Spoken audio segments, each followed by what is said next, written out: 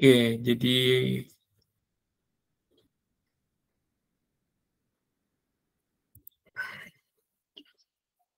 ini pertemuan kita ketiga ya tentang mekanika ya. Jadi sekarang babnya masih sama tentang mekanika teknik tentang tanah ya. Jadi mekanika tanah ya dalam perancangan bangunan gitu ya. Kalau pertemuan sebelumnya kita sudah mempelajari tentang klasifikasi tanah dulu. Jadi mekanika tanah yang pertama babnya itu kemarin membahas tentang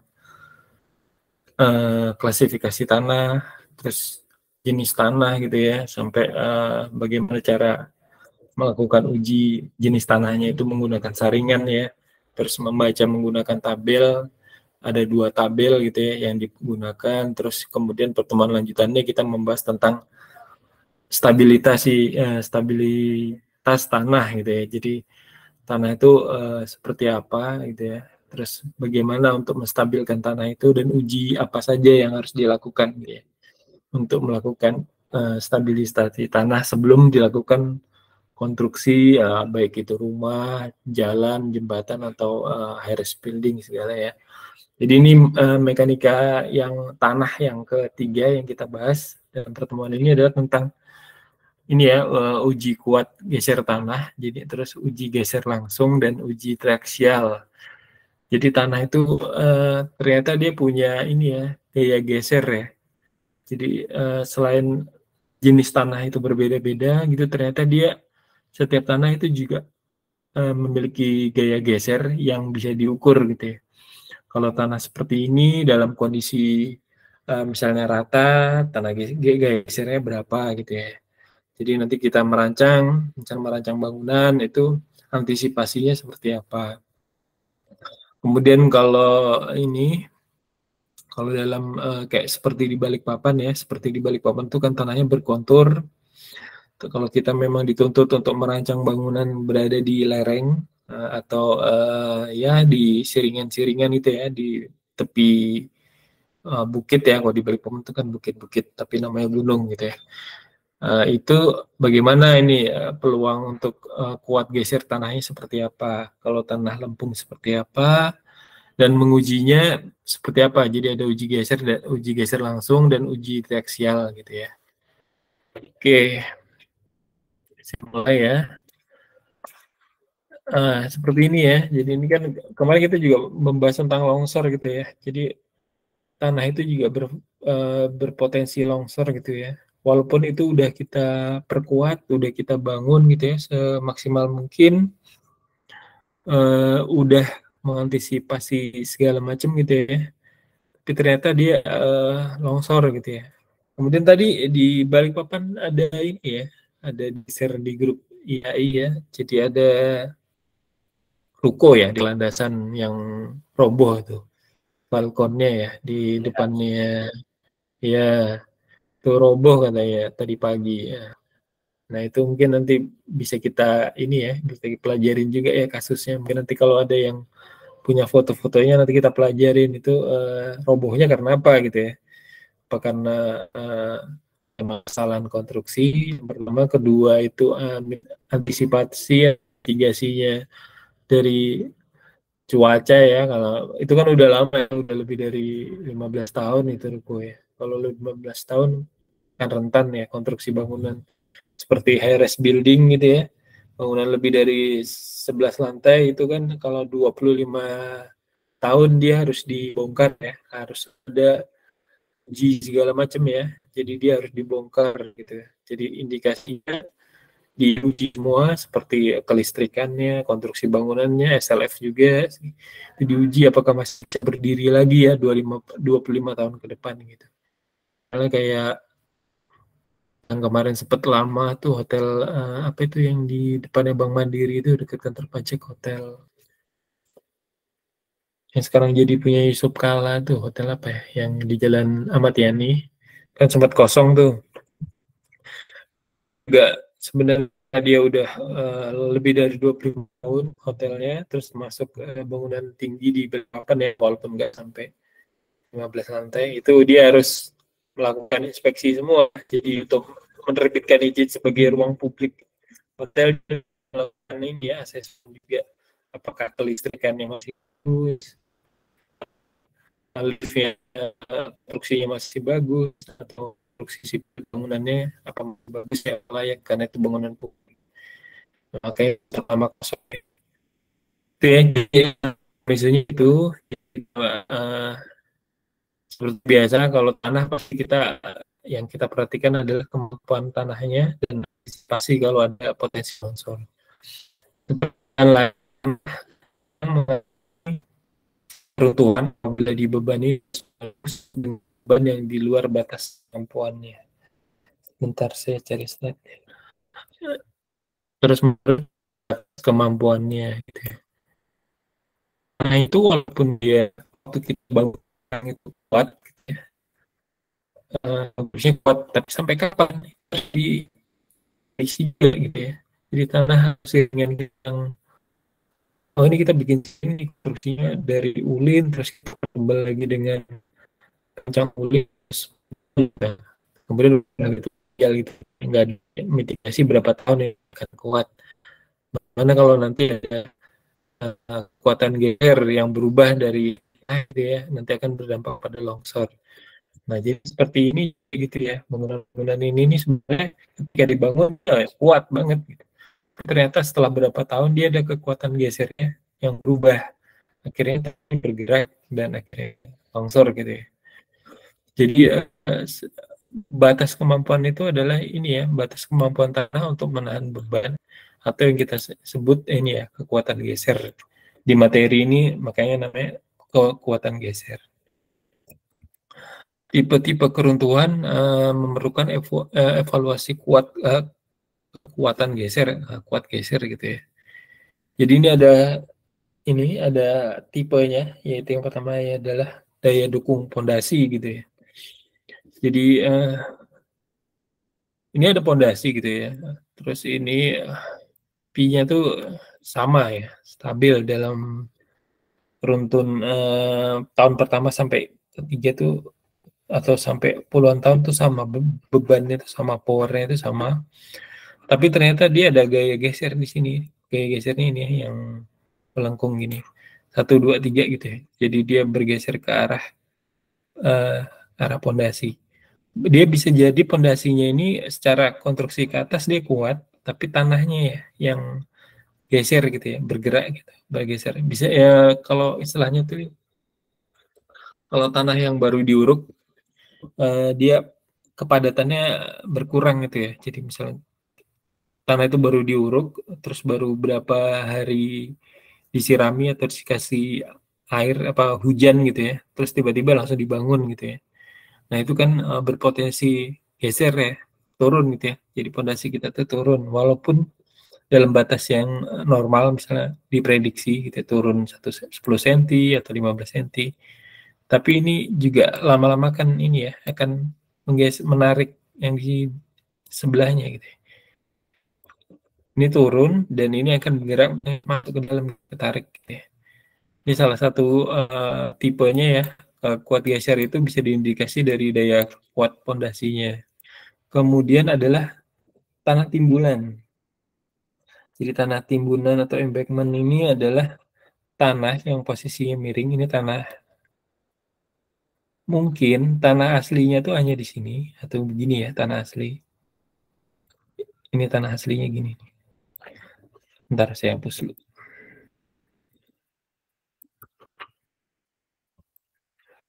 Tanah aslinya seperti ini. Kemudian karena dia batas tanahnya dia seperti ini, terus dia mau dipakai semua nih. Rugi dong kalau dia cuma bangun rumah di sini aja. Akhirnya dia menimbun ya. Ini ditimbun sama dia.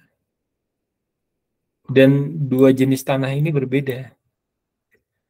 Gitu ya. Tanah yang baru dan lama juga berbeda dan geser juga berbeda.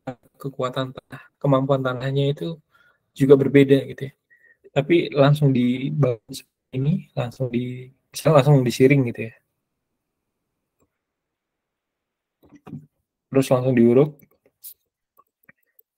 Nah, biasanya itu dipadatin dulu, disiram pakai air berhari-hari, atau kalau musim hujan ya hujan memadatin tanahnya ini, nanti akan turun nih, biasanya segini, nanti akan turun lagi, nanti diuruk lagi sampai titik padatan tertentu ya yang dikendaki.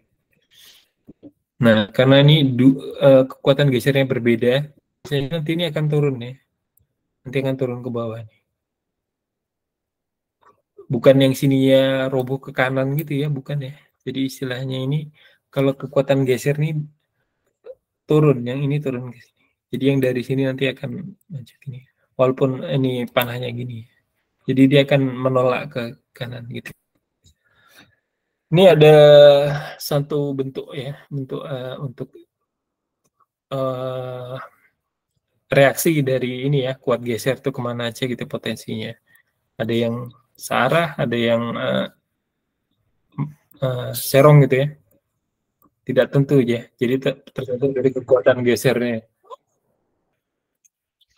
Kemudian uji kuat geser, ini adalah pengertiannya ya. Uji kuat geser itu adalah kuat geser tanah adalah perlawanan yang dilakukan oleh butir-butir tanah terhadap desakan atau tarikan. Kemudian dari teori ini, bila tanah mengalami pembebanan akan ditahan oleh secara umum gitu ya. Jadi kalau tanah itu diberi pembebanan bangunan gitu, misalnya kita arsitektur bangunan gitu ya. Jadi kohesi tanah tergantung pada jenis tanah dan kepadatannya, tetapi tidak tergantung pada tegangan normal yang bekerja pada bidang geser. Kemudian ada lagi teorinya, gesekan adalah antara butiran-butiran tanah yang besarnya berbanding lurus dengan tegangan normal pada bidang geser gitu maksudnya. Ini adalah teori untuk uji kuat geser ya. Jadi yang dimaksud kuat geser ini adalah tentang membahas tentang ini ya, butir-butir tanah ini ya. Butir-butir tanah. Jadi yang nanti mahasiswa bisa mengingat, jadi kuat geser itu tentang apa sih sebenarnya? Yaitu tentang butir-butir tanah yang mendapatkan desakan atau tarikan gitu ya. Makanya mendapatkan gaya gitu ya. Butiran tanah itu mendapat daya tekan, kalau desakan ditekan ya berarti. Terus bisa jadi ditarik gitu ya. Jadi dia ada dapat dua gaya itu akhirnya diuji gitu ya. Sebagai seberapa kuat gitu ya dari kondisi tanah itu. Ini juga ada contohnya, misalnya lereng vertikal, ya. Ini lurus banget gitu ya. Siringannya dia apa namanya? Ada rancangannya confident gitu ya. Jadi tanah itu dibikin vertikal. Nah, ini pasti nanti akan muncul ini ya, desakan dan tarikan ya. Ini arahnya ke atas ternyata. Kemudian kalau ini yang udah kita coba tadi, kita bahas tadi. Pondasi dangkal, biasanya ini pondasi bangunan yang termasuk dangkal itu ini ya. Pondasi yang kalau secara umumnya di bawah 1 meter, atau secara teorinya dangkal itu dia belum mendapatkan ini ya, tanah keras gitu ya. Jadi itu masih gantung di tanah yang dianggap ya cukup dalam gitu ya, tapi dia belum bertumpuan pada ini ya, tanah keras gitu ya. Itu yang disebut pondasi dangkal ya. Jadi ada keruntuhannya, ada gaya gesernya. Terus ini yang tadi kelongsoran juga, kalau timbunan, dinding penahan gitu ya. Walaupun dikasih, kalau yang ini kita nggak dapat contoh ini ya, bentuk dari siringannya ya. Kalau ini udah ada. Jadi potensi setiap dari ini ya, gaya geser itu potensinya segini ya, untuk longsor gitu ya, rebah gitu, turun gitu ya. Nanti kita bisa hitung dari kepadatannya. Ini keruntuhan total lokal gitu ya. Kemudian ini ada teorinya lagi, parameter kuat geser tanah diperlukan untuk menganalisis kapasitas dukung tanah. Kemudian lereng dan gaya dorong pada dinding penahan tanah. Jadi nanti uji geser ini Ini berguna untuk mengukur ini ya, kemampuan dari siring, terus kemampuan dari pondasi dangkal, kemudian kemampuan untuk tanah-tanah ini ya, urukan ya. Jadi uji kuat geser itu tujuannya itu ya, untuk mengukur itu. Jadi satu lagi, keruntuhan satu bahan jadi akibat adanya kombinasi dan kritis tegang dan tegang geser gitu ya. Jadi dari materi dua slide ini, jadi yang mungkin bisa ditangkap ini ya. Jadi dalam mekanika tanah itu ada istilahnya gaya geser tanah. Yang diingat nanti gaya geser tanah. Yang kemarin ada sifikasi dan stabilitas tanah, terus ternyata ada gaya geser tanah gitu ya. Jadi tanah itu berpotensi bergeser, kalau tidak dimitigasi nanti akan menjadi longsor gitu ya, bergerak itu tanahnya gitu ya. Dan indikasinya untuk mengukur apa? Jadi untuk mengukur dinding penahan, stabilitas lereng, dukung tanah dan daya dorongnya gitu ya. Oke, kalau mau ada yang ditanyain boleh lanjut. Ini ada teori ya, jadi ya, grafik yang membahas tentang kriteria keruntuhan menurut Moore-Colomb. Jadi keruntuhan geser akibat geser akan terjadi bila tegangan geser pada suatu bidang mencapai, ini mencapai maksudnya, syarat batas. Jadi pertimbangannya, menurut Moore-Colomb ini ada pertimbangannya, ada tegangan, kemudian ada kuat gesernya. Jadi tanahnya berapa, tegangan normal.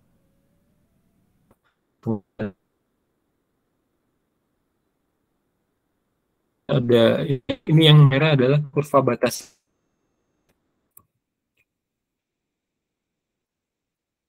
gesernya terhadap kohesi. Kalau perhitungan dari uji kuat geser itu berada di bawah dari grafik ini, di bawah dari kurva ini, berarti dia keruntuhan geser tidak akan terjadi pada bidang tersebut gitu ya. Jadi nanti kalau diuji terus nilainya itu berada, skornya itu berada di bawah sini, di bawah dari grafik kohesi, berarti dia tidak akan terjadi bidang pergeseran ya, keruntuhan geser nggak ada ya. Kemudian kalau ada di garis tengah, ini tidak berada tepat pada garis keruntuhan, maka keruntuhan geser pada bidang ini akan terjadi. Jadi belum terjadi gitu ya. Jadi kalau udah di titik ini tapi tetap nekat dibangun misalnya gitu, memang tidak akan terjadi runtuh gitu atau geser, tapi nanti di kemudian hari gitu ya, ketika ada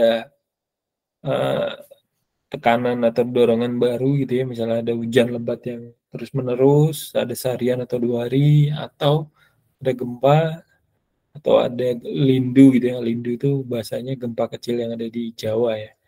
Itu bisa jadi longsor gitu ya. Kalau perhitungannya berada di bawah sini. Kemudian kalau hitungannya berada di luar, di atas ini dari kurva keruntuhan, berarti dia nggak usah dihitung, dia pasti longsor gitu ya. Udah pasti longsor gitu ya.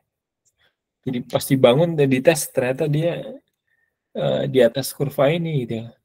Pas baru tahap konstruksi dia udah pasti udah longsor gitu ya. Oke, sampai sini ada yang mau ditanyain dulu sebelum panjang?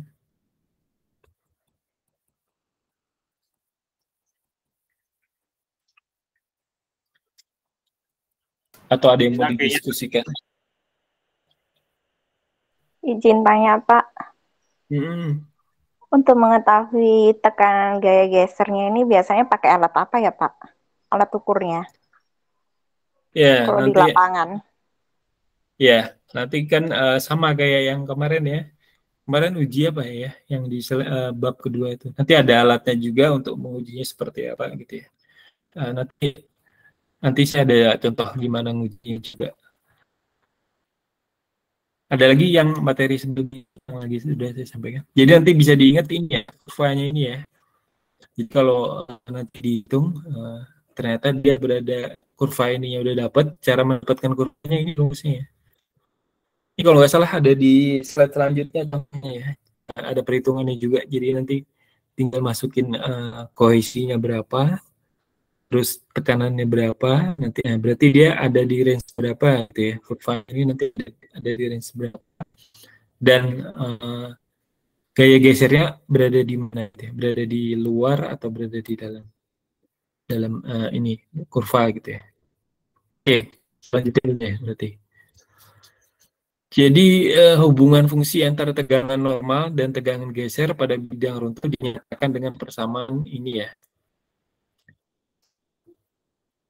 Terus keluhan tersebut terjadi oleh akibat adanya kombinasi keadaan kritis dari tegangan normal dan tegangan geser.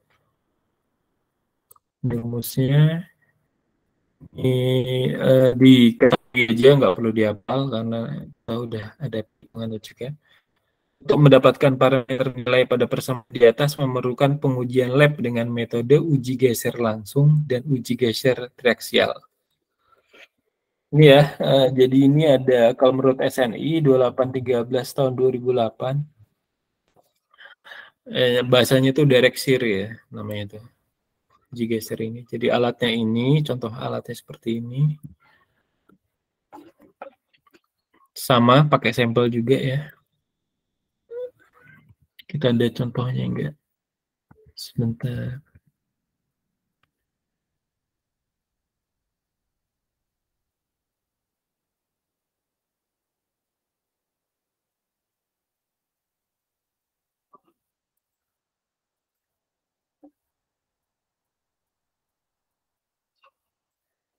Ada videonya ini.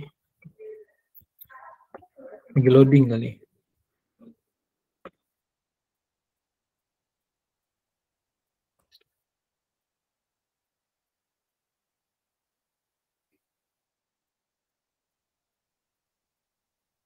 Mana? Nggak muncul.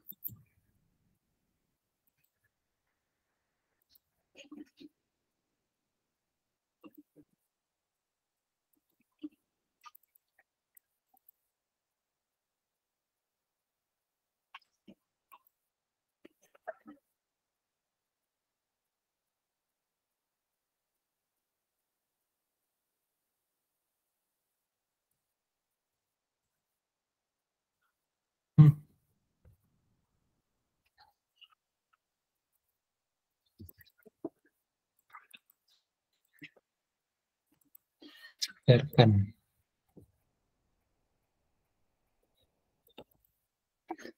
Oke, nanti aja deh videonya. Kita ini ya, jadi kegiatan uji geser langsung tuh seperti ini ya.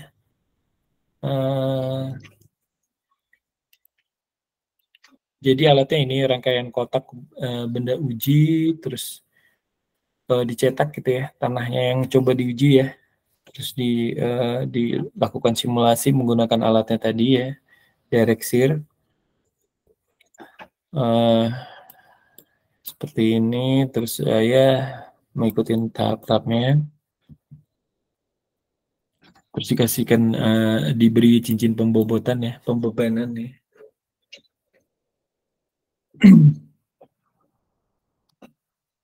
Nah, kemudian dicatat ya, maksudnya dicatat ya. Mungkin ini di teknik sipil ada ya, di prodi sipil ya. Jadi kita coba tanya-tanya deh sama Bu Ria. Punya nggak alat ini biar kita bisa coba gitu ya. Ini ada videonya. Play-nya mana ini? Kok nggak? Nah ini. Oh iya, kelihatan ya videonya ya. Duh.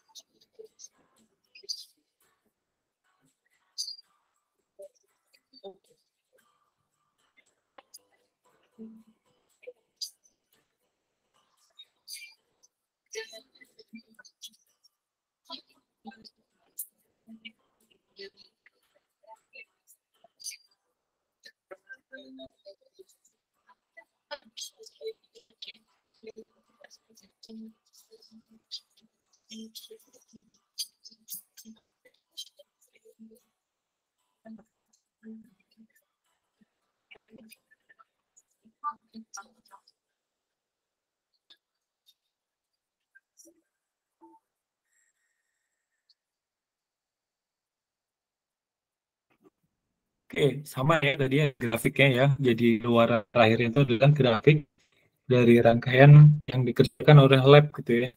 Jadi ini nanti lab yang melakukan pengujian, nanti kita atau arsitek nanti tinggal dapat laporannya. Nah, harapannya kita bisa baca laporannya itu ya. Jadi labnya nanti yang mengerjakan biasanya tentang teknik sipil. Ini ya, jadi kegiatannya seperti ini, runtutan kegiatannya. Kemudian ini ada, kita coba ya, uji geser langsung contoh analisisnya ya. Jadi ini ada suatu penampang ya, jenis tanahnya lempung, berpasir, ukuran diameternya 50 mm, tebalnya 25 mm, luasnya ini ya 1,96 kali 10 pangkat 3 meter kubik, meter persegi. Jadi di sini ada beban normalnya, ini yang bisa dijadiin pegangan, terus ada beban gesernya. Ini kalau nggak salah ada di ini nanti persiapan soal-soal ya, untuk di UTS apa UAS itu saya agak lupa. Ini ada beban residunya ya.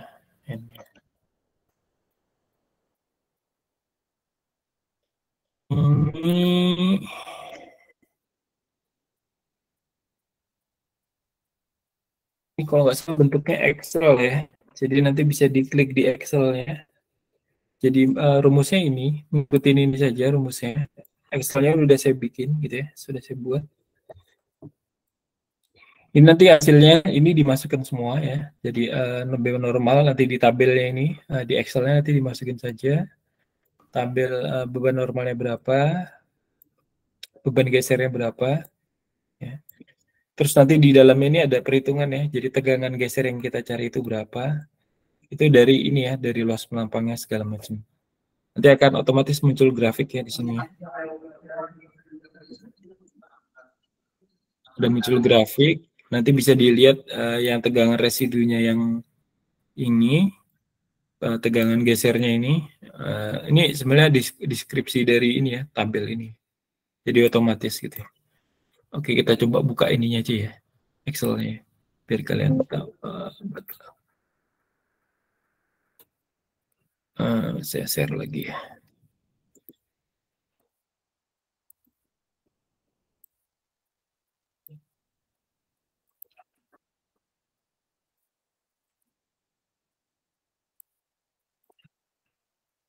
Diklik 2 kali nanti ya materi yang ada di e-learning. Diklik 2 kali biar muncul ini ya, Excel-nya. Ini udah muncul, nanti tinggal di input saja datanya. 196 ini dari uh,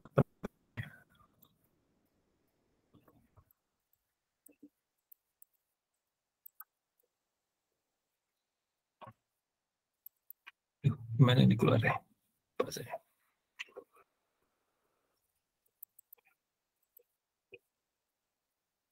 Ya 196 ini ya di input di sini.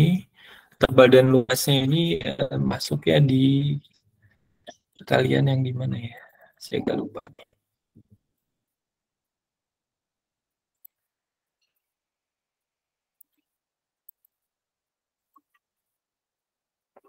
Kok tidak muncul?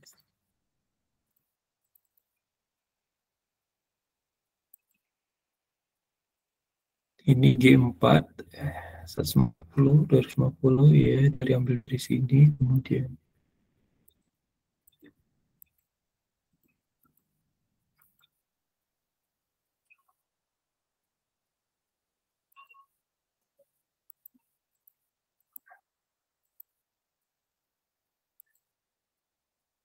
perlipakan ya dari ini ya, misalnya mencari tegangan geser itu pembagian dari ini ya, C4 dari beban geser dibagi 1,96 ya dari penampang ya. Kemudian sama bawahnya juga, sama simulasinya. Kemudian kalau yang tegangan geser residu dapatnya dari ini ya, dari beban residu ini dia dikalikan 1,96 ya, dari penampang ini sama. Jadi nanti mungkin soalnya nanti yang beda dari ini ya, dari luas penampang ini.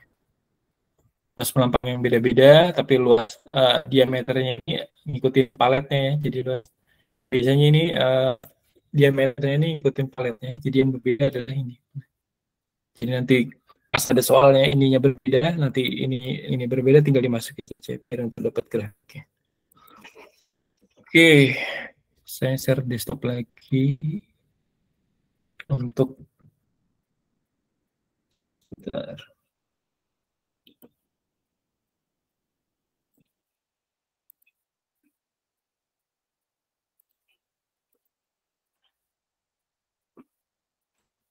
Oke, ini sudah, terus ini ya. Jadi uji geser langsung ini luarannya ya ini ya, merujuknya dari SNI 2813 2008 ya, tahun 2008. Jadi nanti bisa di-download, kalau nggak salah ini ada di daftar pustaka di e-learning, itu bisa di-download. Itu mekanismenya ini, kalau penjelasannya masih kurang gitu ya, bisa download SNI, di situ jelas gitu ya. Jadi cara uji kuat geser langsung tanah yang terkonsolidasi dan terdrain. Nanti luarannya biasanya dari ini, dari lab itu seperti ini ya. Jadi nanti pemberi tugasnya siapa, proyeknya apa gitu ya, nama proyeknya apa, uji gesernya apa. Nanti kita baca yang di sebelah kanan ya, hasil grafiknya ini. Nah, jadi ini nanti nilai kohesinya berapa di sini. Nah, nanti hasil ujinya itu berada di mana. Ini kan ada beberapa titik berada di bawah ya, hasilnya ini ya.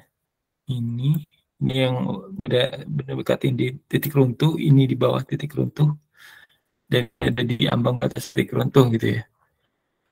Berarti nanti kalau kita udah dapat laporan ini gitu ya, kita bisa tahu tuh. Jadi sebenarnya tanah yang kita uji geser ini potensi untuk ini ya, berpotensi untuk geser lah ya. Ada aktivitas geser gitu ya suatu hari, walaupun tidak serta-merta sekarang gitu ya, tapi nanti di waktu tertentu dia akan ada uh, geser ya, kekuatan geser yang akan melebihi dan akan membuat dia runtuh gitu. Jadi bagaimana caranya dari hasil laporan ini, makanya ada mitigasi dari perencanaan, penguatan tanah, terus pemadatan tanah lagi gitu ya, sampai pengujiannya itu ini ya, pengujiannya itu berada di bawah yang cukup jauh gitu. Misalnya di sini 4 kali uji ada di bawah semua dari grafik keruntuhan, baru dia dengan PD atau perencana dengan confident untuk melanjutkan ini ya rancangannya, biasanya gitu ya. Ada yang mau ditanyain sebelum lanjut uji traksial? Jadi udah ada Kalau alatnya. yang dites berarti tanahnya ya Pak ya, Tanahnya diambil sampelnya. Nah, ya diambil sampelnya. Seperti ini, diambil sampelnya. Terus diuji ya. Nanti akan muncul ini. Nanti biasanya akan muncul ini nilai-nilai seperti ini. Maksud saya itu ini tanahnya ini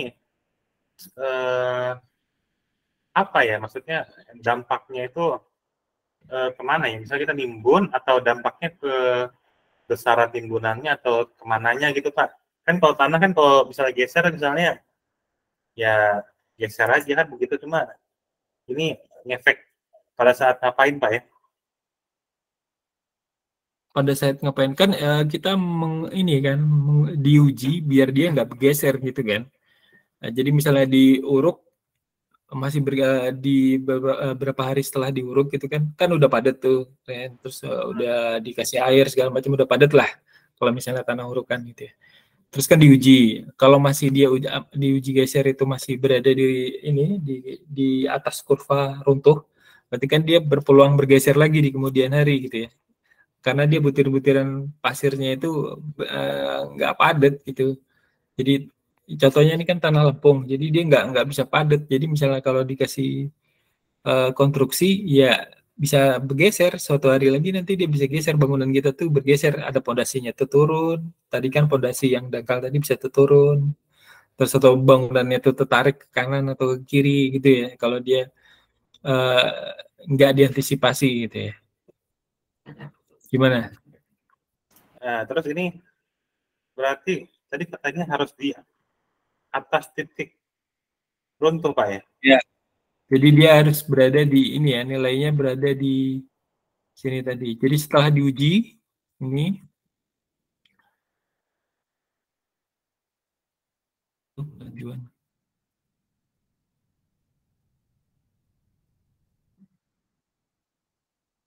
ya, jadi dia kan merancang bangunan tuh harus confident ya, tanah kita ini solid gitu ya. Nah, makanya kita harus berharap tanah itu harus diuji dulu dan berada di nilainya berada di sini. Kalau dia berada di sini, seperti hasil lab tadi kan dia berada di garis semua. Sebagai arsitek atau orang konstruksi pasti kan ya kurang confident gitu, kurang pede gitu ya.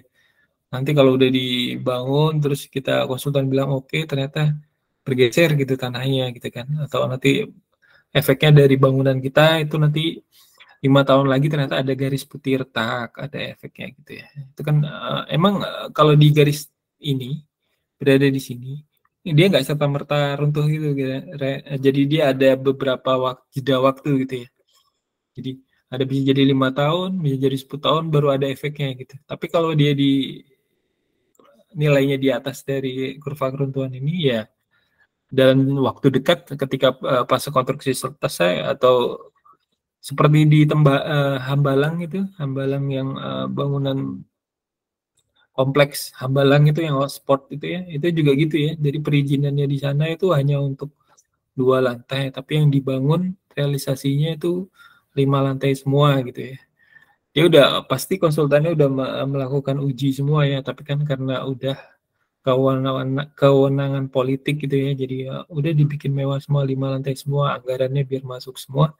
Akhirnya tanahnya gerak ya, walaupun kita tahu itu, saya ada bikin artikel itu tanahnya itu slope-nya itu ini ya 23 derajat, jadi dia 20 derajat dari titik tertinggi 481 meter dari permukaan laut sampai ke 200 itu yang titik terendahnya Hambalang itu dia 28 derajat itu sepanjang ininya dia.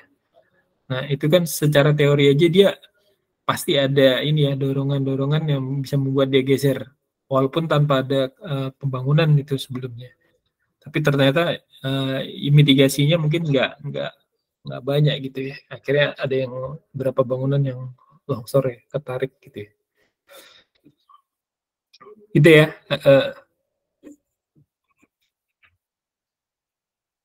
Ada yang mau didiskusikan lagi? Ken? Oke Pak, lanjut Pak.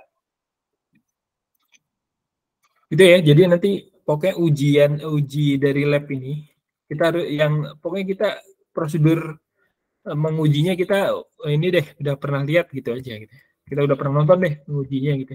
Tapi yang penting kita di sini bisa baca ininya ya, hasil dari laboratorium ini. Jadi nanti arsitek tahu misalnya dibahas misalnya kan sekarang diskusi arsitek sipil dan ME itu ada forumnya ya. Forumnya di mana? Di PBG gitu ya. Jadi forum untuk pengurusan perizinan itu ada gitu ya. Nah di sana tuh biasanya gini diskusinya tuh orang kumpul arsitek, misalnya arsitek MBS, TRA, terus ada orang sipilnya, terus ada orang ME-nya, lawannya ada orang TPA gitu ya. Nah biasanya berdiskusi di situ, nanti ada arsitek juga ditanya gitu ya, yakin ini apa konstruksinya udah cocok gitu ya. Sudah gitu, kita udah merujuk SNI 28113 gitu atau SNI yang untuk stabilisasi tanah itu udah di bawah kurva hasil hitungannya dari lab ini gitu. Dengan PD kita bisa menjelaskan gitu ya. Jadi kita harapannya seperti itu ya. Jadi kita nggak membahas tentang estetika, bangunannya bagus, pakai material ini, terus arah mataharinya saya seperti ini gitu ya. Jadi kita kurang bertaring tuh dalam hal teknis kalau kita nggak menguasai yang seperti ini ya mekanika tanah.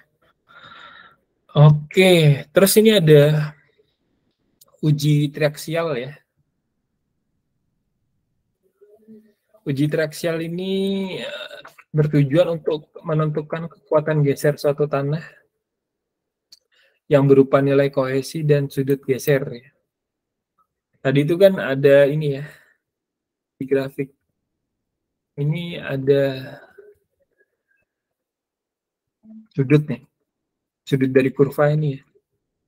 Sudut dari kurva. Nah ini ya, yang sebenarnya dimaksudkan dengan uji triaksial ya, untuk mencari sudutnya itu ya. Jadi kalau memang mau tanahnya itu miring, boleh miring, tapi dia sampai berapa derajat? Bisa jadi seperti itu. Mau dimitigasi dengan yang tanah ini, tapi dia mampunya cuma berapa gitu ya, sudut geser yang bisa dimitigasi, bisa diantisipasi gitu ya. Kekuatan geser atau shear strength ini kekuatannya, kekuatan dapat didefinisikan sebagai kemampuan maksimum tanah untuk bertahan terhadap usaha perubahan bentuk kondisi tekanan pressure dan kelembapan tertentu gitu ya. Jadi gini dia ini ya untuk menguji kekuatan gesernya ya. Jadi untuk uji triaksial itu untuk menentukan kekuatan gesernya.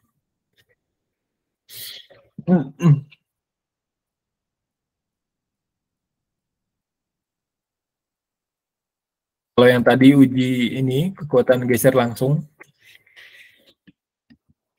kalau yang ini untuk menguji kekuatan geser maksimumnya ya. Ini metode pengujiannya ya. Ini saya kurang begitu familiar juga ini ya.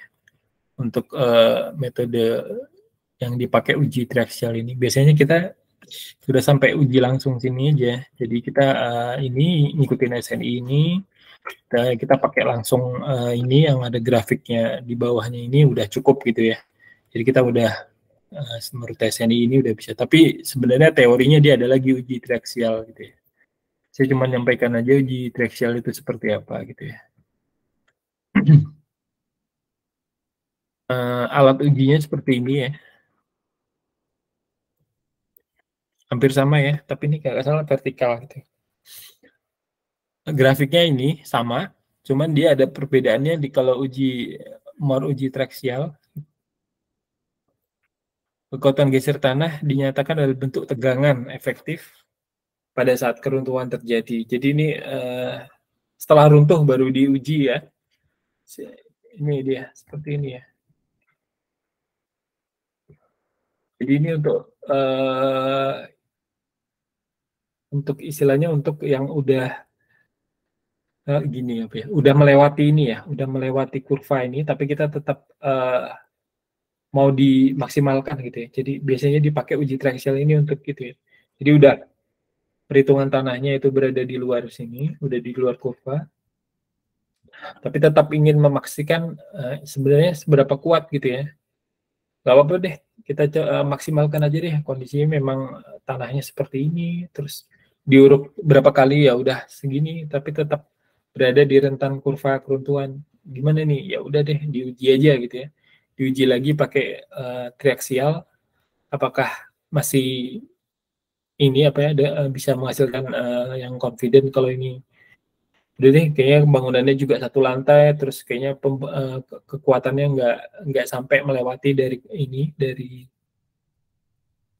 kekuatan geser maksimal ini yang dimaksud di sini udah akhirnya pakai ini perhitungan ini yang dijadiin lampiran gitu. Kalau kita patokannya ini ya uji geser langsung aja ya, nggak usah pakai uji reaksial. Jadi di sini juga saya juga nggak membuat kuis untuk UTS atau UAS untuk yang uji direksial, jadi uji langsung aja. Jadi uji geser langsung aja yang nanti ada di soal UAS. Oke, untuk ini mungkin pertemuan yang pertama ya, ini ya. Jadi diskusi tentang tadi tentang uji tentang istilah geser ya, kekuatan geser, terus tentang istilah uji geser langsung, terus bagaimana membaca hasil laporan dari uji geser langsung seperti apa, dan cara membacanya seperti apa kalau di luar kurva keruntuhan, gimana kalau di bawah gitu ya. Bagaimana arsitek ya confident kalau dia berada di bawah kurva keruntuhan gitu ya. Semua itu diujinya semua ya. Biasanya kalau dia nguji ke yang lereng gitu, itu dia diuji gitu ya. Tapi kalau dia dari hasil stabilitas tanah aja dia udah bagus, biasanya dia udah nggak uji geser lagi ya. Uji geser langsung ini nggak dilakukan lagi. Apalagi untuk bangunan yang 2 lantai atau 3 lantai gitu ya. Biasanya di PU juga perhitungan struktur juga nggak muncul ya untuk tanah untuk uji geser langsung. Khusus untuk ini ya tanah-tanah tertentu ya yang biasanya nanti kalau ada dari PU CBG minta perhitungan ini ya paling nggak kita dari arsitek udah pernah mendapat materi itu ya di kuliah, jadi nanti tinggal dibuka lagi materinya terus bagaimana cara membaca dari hasil laporan. Ada yang mau ditanyain untuk materi pertama atau mau didiskusikan? Pak, izin Pak, ini kalau misalnya tanahnya itu bekas tambang, itu gimana penanganannya untuk supaya tanahnya rapat Pak, padat? Biasanya kalau tanah Abigail tanahnya itu diuruk atau tanah aslinya? Tanah asli, terus dia ditimbun Pak dengan tanah tanah luaran gitu. Ya, ya. Biasanya gitu tuh. Jadi sebenarnya ya tanah yang di cutting fill itu tanah yang dipotong untuk misalnya tambang atau misalnya kayak di tempat saya itu perumahan itu di Sepinggan itu kan dipotong tuh tanahnya dipotong. Terus hasil potongan tanahnya itu untuk nguruk di bawah gitu ya perumahan yang di bawahnya. Nah jadi kalau merasakan ini lereng nih, jadi berterap-terap gitu rumah. Sebenarnya jadi harusnya kan yang rentan longsor atau tanahnya bergerak itu yang di atas kan ya. Ternyata enggak. Jadi tanah kekuatan geser yang di tanah atas yang berada di posisi cutting fill itu, ternyata dia enggak lebih tinggi kekuatan tanahnya daripada yang di bawah yang rata, tapi itu tanah yang diuruk gitu. Nah jadi kalau menyambung pertanyaannya Abigail, jadi harus dihitung juga. Jadi ketika udah diuruk, udah dipadatin semua gitu. Nah itu diuruk itu dia tanahnya apa nanti dihitung gitu kan, diuji gitu kekuatan gesernya berapa, udah masuk dalam kurva itu atau belum gitu ya. Kalau udah di bawah dari kurva keruntuhan udah pede aja bangun gitu ya. Tapi kalau masih dia di atasnya itu berarti bisa jadi walaupun dipadatin manual gitu ya, bisa jadi pakai dozer atau ini bisa padat gitu ya cepat. Tapi kalau yang nggak bisa diakses sama itu kan dia harus manual pemadatannya kan, air hujan atau diinjekin terus gitu ya. Nah, biasanya itu perlu diuji dulu, uji kekuatan gesernya berapa gitu. dia berada di bawah kurva itu atau belum. Dan kalau tanah bekas tambang apa nih? Tambang batu bara apa pasir ini? Tambang batu bara, Pak. Tambang batu bara biasanya itu tanahnya tuh keras loh. Jadi tuh walaupun nggak diuruk, tapi mungkin diuruk untuk ini ya, untuk menaikkan tanahnya itu atau untuk agar bisa ditanami. Agar bisa ditanami, Pak. Nah, iya. Biasanya kalau itu kan nggak masalah ya, mereka nggak bakal ngukur tuh ya kekuatan geser ya, karena kan nggak ada konstruksi di atasnya ya. Jadi cuma Tapi untuk kalau misalnya dipakai buat ini, Pak, wacana untuk buat tempat wisata, apakah nanti tetap harus itu lagi pengukuran lagi, Pak, kekuatannya? ya mungkin ini ya sporadis saja ya, ngitungin titik-titik tertentu ya, ngukurnya itu untuk yang misalnya dari empirisnya ngelihat itu curam banget gitu ya. Nah, misalnya mau dikasih siring gitu ya, atau mau dikasih penebalan dinding itu diuji gitu ya.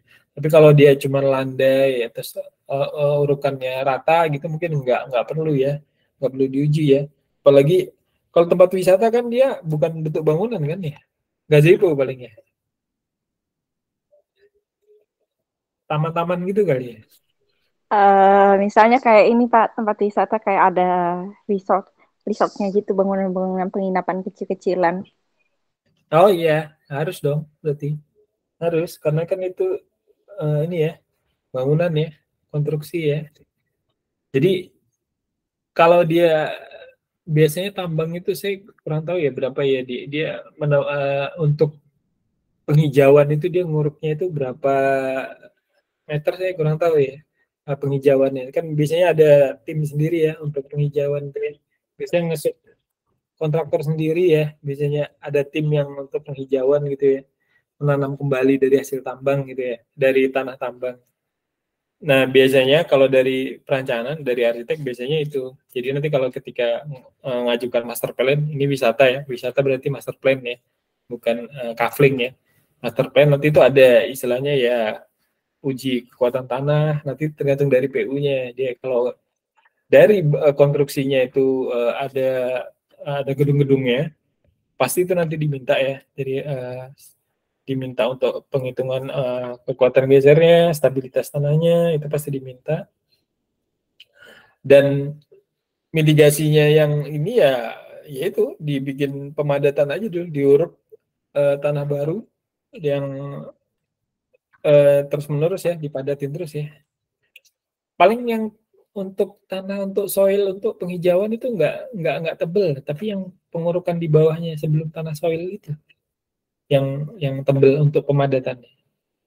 Biasanya gitu tuh.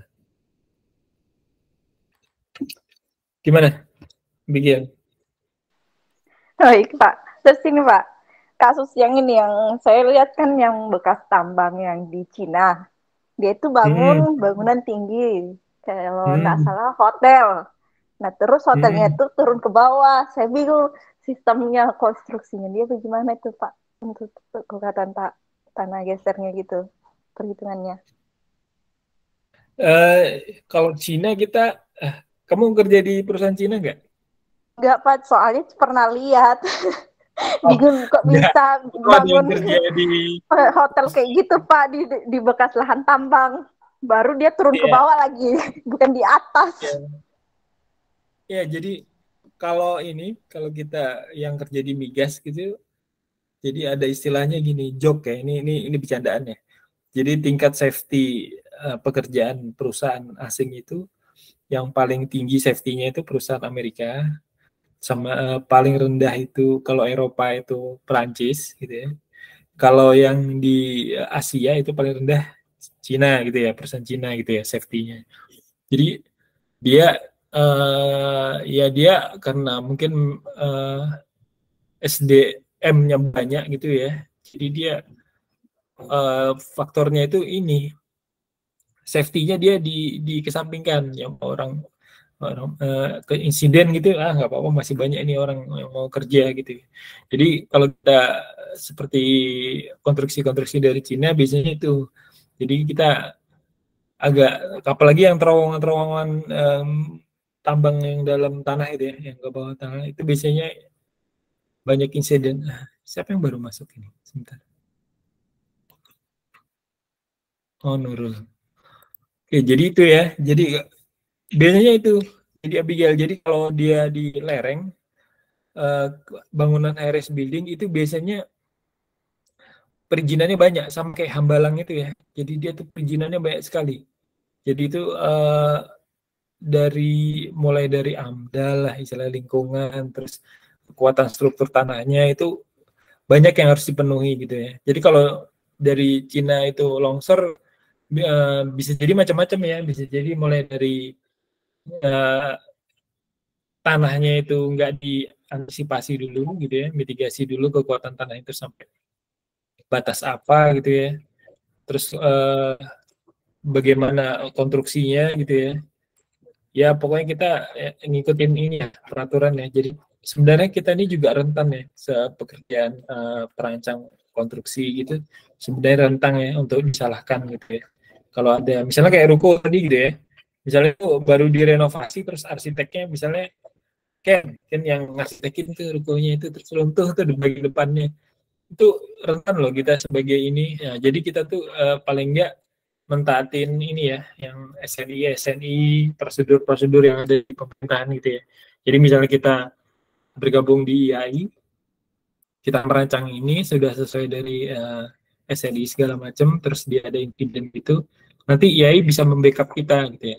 Dari memang ini sudah mengikuti prosedur perancangan, sudah mengikuti kaedah dari konstruksi dan undang-undang dan Kemenpu, PU segala macam. Tapi memang ada human error dalam pas konstruksinya misalnya gitu. Ya itu, jadi kita gunanya kita mempelajarin ini ya, kayak tanah segala macam, ya itu tujuan. Ya kita bisa paling enggak kita bisa baca laporan-laporan dari ini ya, dari hasil laboratorium tentang kekuatan tanah gitu ya, sebelum melakukan fase konstruksi gitu ya, perancangan gitu ya. Ya, ada lagi guys sebelum kita pindah topik diskusi? Ada yang mau diskusi lagi? Lanjut, Pak. Lanjut.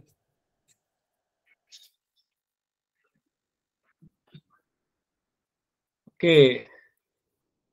Yang baru masuk absen ya, absen di e-learning ya. Tadi siapa Nurul ya. Nanti langsung absen aja di e-learning.